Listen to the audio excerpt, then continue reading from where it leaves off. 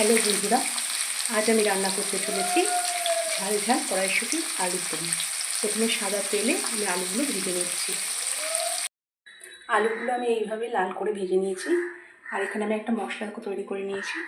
এর মধ্যে আছে লবণ, হলুদ গুঁড়ো, লঙ্কা গুঁড়ো আর টমেটো, আদা রসুন বাটা।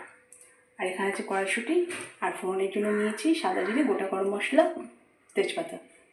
আর এখানে আছে ধনেপাতা, আর এখানে আছে কাঁচা লঙ্কা। এরপর আমি তেলের মধ্যে সব মশলাগুলো দিয়ে আলুগুলো এইভাবে কিছুক্ষণ কষাবো। কষানোর পর যখন দেখবো এরকম তেল ছেড়ে দিচ্ছে, দেখো এরকম তেল ছেড়ে দেবে, যখন এরকম তেল ছেড়ে দেবে তখন বুঝতে হবে যে কষানো হয়ে গেছে।